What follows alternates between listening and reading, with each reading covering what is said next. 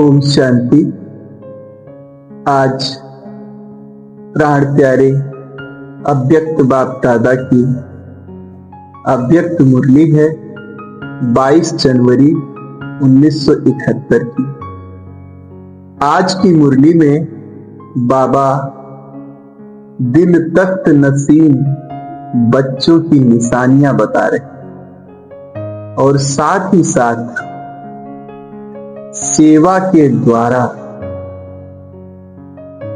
अपनी स्वस्थिति की जांच कैसे की जाए इस बात को बता रहे।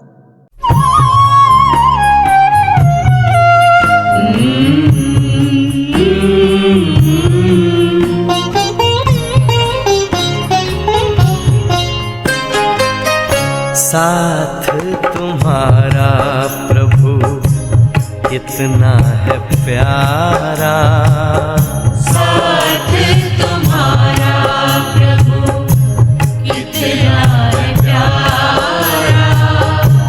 मिल गई मंजिल मिल गया किनारा, मिल गया किनारा।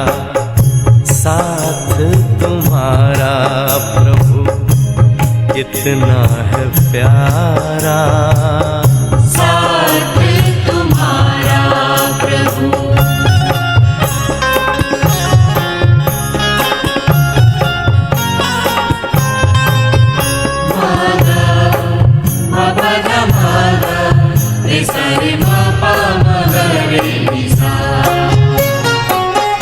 रोशनी ही रोशनी आती नजर है, अब ना भंवर का डर ना ही फिक्र है, ना ही फिक्र है।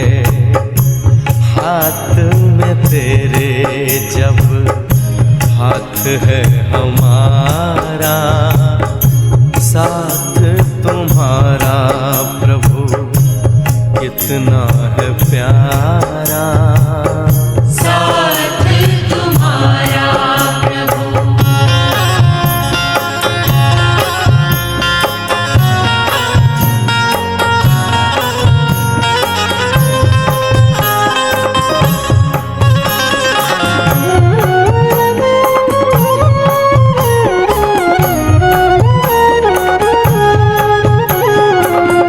किसको खबर है कौन साथ है हमारे, जिसकी नजर से चलते चांद और तारे, चांद और तारे।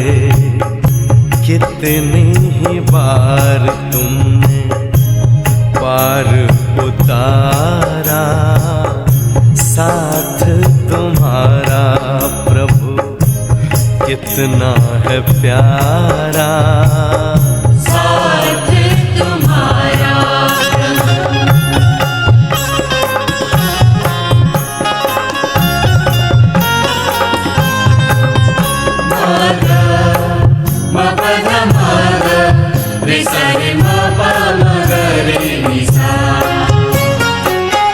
अपना गगन अब तो अपनी ज़मीं है, तू मिल गया तो फिर हमें क्या कमी है, हमें क्या कमी है। कितना हसीन लगता हर एक नजारा, साथ तुम्हारा प्रभु कितना है प्यारा, साथ तुम्हारा प्रभु कितना है प्यारा। मिल गई मंजिल मिल गया किनारा, मिल गया किनारा। साथ तुम्हारा प्रभु कितना है प्यारा, साथ तुम्हारा प्रभु कितना है प्यारा, साथ तुम्हारा प्रभु कितना है प्यारा, साथ तुम्हारा प्रभु। बता रहे कि अगर सेवा अच्छी है तो स्वास्थ्य भी अच्छी है, अगर सेवा अच्छी नहीं है तो स्वास्थ्य भी अच्छी नहीं। सेवा यानी बाहरी चीज और स्वास्थ्य माना आंतरिक चीज, ये दोनों अलग अलग नहीं है बल्कि एक ही चीज है। अगर आप आंतरिक रूप से सर्वगुण संपन्न हैं, ठीक ठाक हैं, तो बाहरी सेवा आपसे श्रेष्ठ ना हो ऐसा संभव नहीं। इसलिए सेवा की सफलता को देखकर, सेवा के स्वरूप को देखकर, सेवा के स्तर को देखकर आप अपने सीरत की स्थिति को जान सकते हो, आप अपना साक्षात्कार कर सकते हो। ऐसे बाबा आज की मुरली में बता रहे हैं। बाबा कहते हैं आज बाप दादा कौन सा संगठन देख रहे, इस संगठन को क्या नाम दे? फिर बाबा कहते हैं यह संगठन ब्रह्मा बाप की भुजाएं हैं, इसलिए इस संगठन को बाप दादा का मददगार, वफादार व दिल तख्त नसीब एवं मास्टर सर्वशक्ति मानते। 4 टाइटल दिए बाबा, वफादार, मददगार, दिल तख्त नसीब और सर्वशक्तिमान। तो जो दिल तख्त नसीब बने हैं उनकी निशानी क्या होगी? कहने को तो हर ब्रह्मा कुमार, हर ब्रह्मा कुमारी कहता है ना, मेरा बाबा से लेना देना है और किसी से नहीं, मेरे बाबा हैं। अब बाबा साकार नहीं थे तो बाबा कब हैं? जब हम बाबा के दिल पे बैठे हैं। तो बाबा के दिल तक नसीब जो आत्मा होगी उसकी निशानी क्या? बाबा कहते हैं उस आत्मा में 4 निशानियां दिखाई देंगी। जैसे कोई स्थूल में तख्त पर बैठता है, राजा बनता है, तो उसकी निशानियां होती हैं। तिलक, राजमुकुट और राजदंड भी उसके हाथ में होता है। वो जिसको चाहे उसको दंड भी दे दे। तो शक्ति स्वरूप और सेवा भी उसके हाथ में होती है, प्रजा की वो सेवा करे। तो ऐसे 4 निशानियां आपको भी दिखाई देंगी। पहला, तिलक। आत्म स्मृति का तिलक कितना लगा रहता है, इसको चेक करो। दूसरी निशानी है ताज। बाबा ने कहा शुभ भावना, शुभ कामना और विश्व कल्याण का ताज आपको मिला हुआ है बाप दादा की तरफ से। आपको अपने सेवाओं के द्वारा, अपनी शिक्षाओं के द्वारा विश्व का कल्याण करना है। आपके नयनों से, आपके मुखड़े से विश्व कल्याण का दर्शन है, तो समझो आप बाबा की दिल तक नसीब है। तीसरा, बाबा कहते हैं कि बाप समान मन, वाणी और कर्म। आपके संकल्प, आपकी वाणी और आपके कर्म में ब्रह्मा बाबा जो साकार बाप है उसके भेंट करो कितनी समानता आई है। जितनी समानता आई है उतना समझो उसके दिल तक नसीब हो। चौथी बात बाबा कहते हैं त्रिगुण शक्तियां। राजा में 3 शक्तियां निहित होती हैं, स्नेह, सहयोग और शक्ति। स्नेह होता है इसलिए राजा अपनी प्रजा को पुत्रवत प्रेम करता है। सहयोग होता है जिसके कारण कोई दैवीय आपदा आती है, प्रजा पे कोई संकट आता है तो पहले राजा खड़ा होता है, सहयोग करता है इसका। और शक्ति उसके हाथ में राजदंड भी होता है। तो ऐसे बाबा कहते हैं कि आपने देखो ये कहां तक आई है। शक्ति का मतलब वो राजदंड से दुष्टों का संहार करता है। आपने अपने पुराने स्वभाव संस्कार को कितना खत्म किया है। ऐसे फिर स्नेह से कितने सद्गुणों की पालना कितनी की है अपने अंदर। ऐसे फिर बाबा कहते हैं परिणाम की जांच किया बाबा ने। बाबा कहते हैं मैंने बच्चों में देखा तो ये देखा कि स्नेहीपन आ गया है, सहयोगीपन भी है आपस में, लेकिन शक्तिपन की अभी बहुत कमी है। हर मुरली में बाबा ये कहता है शक्तिपन की कमी है। तो इस पे हम सबको डबल अंडरलाइन करना चाहिए। शक्तिपन की कमी है। लक्षण क्या है, कैसे जानेंगे शक्तिपन की कमी है? तो लक्षण में बाबा कहते हैं पहला लक्षण तो है उलझन और प्रश्न चिन्ह। ज्यादातर बच्चे कोई घटना होती है तो उलझन में आ जाते हैं, कोई जिम्मेदारी आती है तो उलझन में आ जाती है। क्या हुआ, क्यों हुआ, कैसे हुआ, इसके प्रश्न में विस्तार कर देते हैं उस बात को। तो ये जो है शक्तिहीनता की निशानी है। क्या क्यों में ज्यादा जाते हो, शक्तिहीनता की निशानी है। ऐसे बाबा उलझन में रहते हो, शक्तिहीनता की। और दूसरा बाबा कहते हैं क्योंकि क्या और क्यों बहुत रहता है, उलझन में उलझे रहते हैं, तो ड्रामा का फुल स्टॉप भी नहीं लगा पाते जल्दी से। फुल स्टॉप लगाने में भी बड़ी कठिनाई होती है।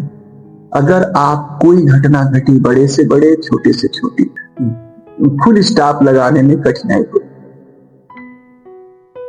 तो समझो कि आप में अभी शक्ति की कमी है। उलझन है तो शक्ति की कमी है, प्रश्न चिन्ह है तो शक्ति की कमी है। ऐसे बाबा कहते हैं।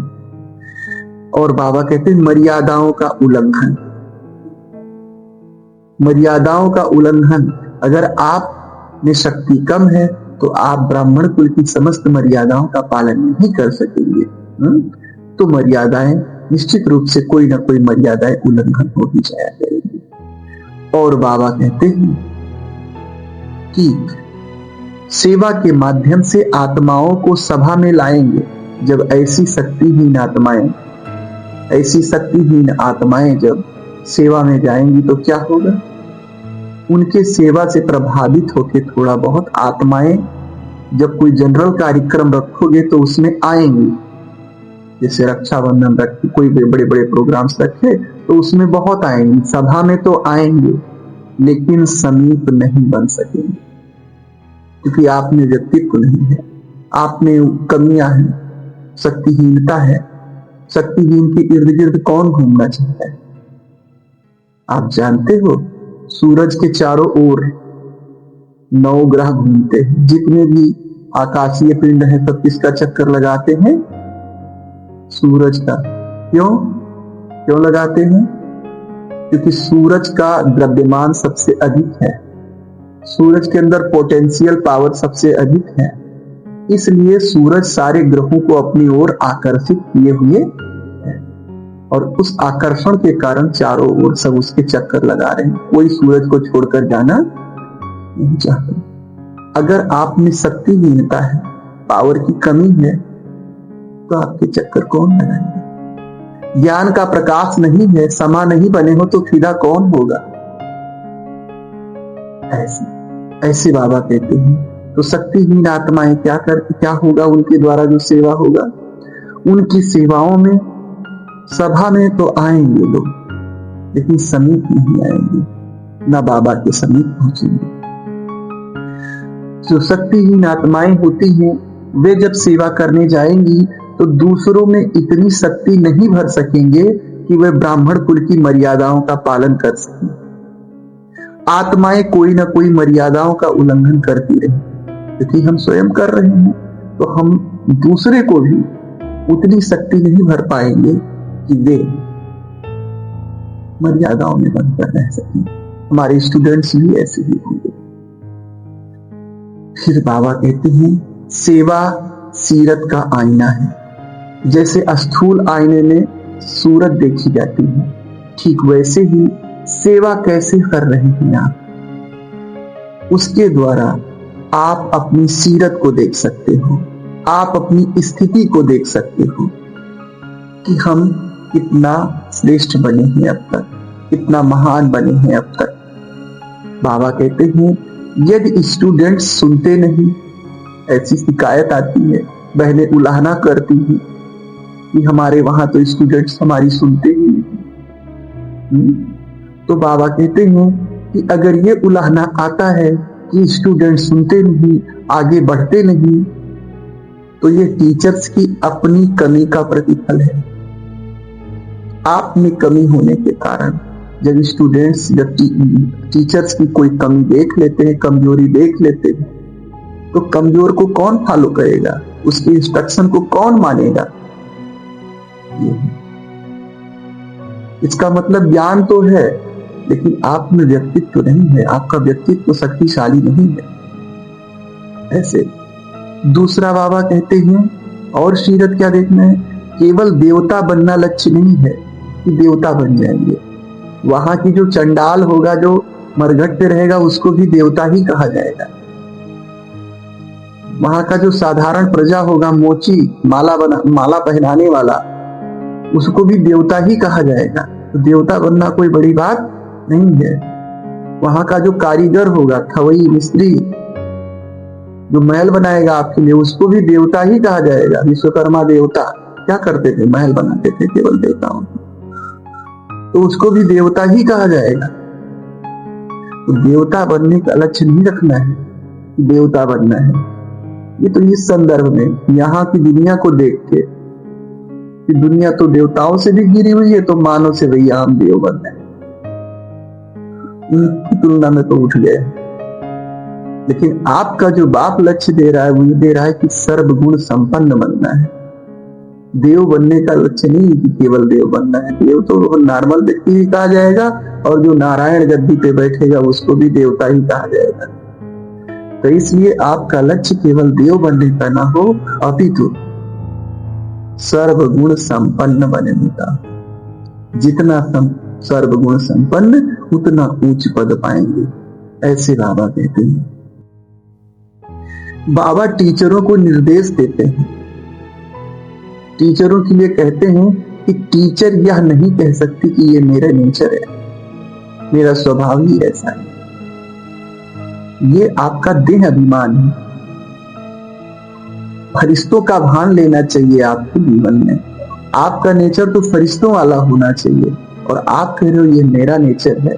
जब टीचर ऐसे कहेगी तो उसके स्टूडेंट्स कैसे होंगे। ये शक्तिहीनता की निशानी है अगर आप कह रहे हो कि मेरा नेचर है ऐसे। दूसरा बाबा निर्देश देते हैं कि निमित्त टीचर को हर आत्मा पर इतनी मेहनत करनी चाहिए कि कोई भी आत्मा यह उलाहना ना दे कि टीचर ने इस बात की तरफ मेरा ध्यान ही नहीं खिंचवाया था। हर प्रकार का ज्ञान दे, हर प्रकार की शिक्षा दे टीचर्स। ये निमित्त टीचर का कर्तव्य। बाबा इसमें ये भी कहते हैं, आप पढ़ लेना कि वो चाहे सुने या ना सुने। टीचर्स ये भी कहते हैं ना, बाबा से निकाल लेते हैं रास्ता कि बाबा वो चलने वाले नहीं है, इस लेवल के ही नहीं है कि उनको ये ज्ञान दे, उन पे मेहनत करना बेकार है। बाबा कहते हैं कि वो चले या ना चले, सुने या ना सुने, बने या ना बने, लेकिन कम से कम आपको पूरी मेहनत करनी है ताकि वे आपको उलाहना न दे सके। तो बाबा ऐसे कहते हैं। फिर बाबा कहते हैं शक्तिहीनता से बचाओ। कैसे अपने आप को बचाव कर सकते हो कि हमारा शक्तिहीनता न रह जाए। तो उसके लिए बाबा कहते हैं कि अपने आप को फरिश्तेपन की सेवा में लाओ। मेरा नेचर है ये नहीं, मैं फरिश्ता हूं, ऐसी सेवा करो। दूसरा बाबा कहते हैं कि टीचर्स लोग जो है या पुरुषार्थ शब्द का बहुत दुरुपयोग कर रहे हैं। पुरुषार्थ शब्द तो आगे बढ़ने के लिए, लेकिन कैसे यूज करते हैं कि वो पुरुषार्थ छुड़ा ही देते हैं। कोई गलती है तो कहते हैं भी हम पुरुषार्थी हैं। कैसे पुरुषार्थी? वो गलती है तो खत्म करो उसको ना, उसको ऐसे बोल देते हैं हम पुरुषार्थी हैं, माना उसका मतलब वो गलती माफ है, और भी आगे करेंगे वो भी माफ है कि तुम्हें पुरुषार्थी है। तो बाबा कहते हैं कि पुरुषार्थ शब्द का जो आप दुरुपयोग कर रहे हो उसका सदुपयोग करो, उसको सही अर्थों में प्रयोग करो तो शक्तिशाली बन सकते हो, नहीं तो वैसे के वैसे रह जाओगे। और बाबा कहते हैं स्वयं की जांच अनिवार्य करें। हर बच्चा, हर स्टूडेंट्स अपनी जांच करें, प्रतिदिन, साप्ताहिक, मासिक। इसके लिए बाबा ने बताया। अच्छा, ओम शांति।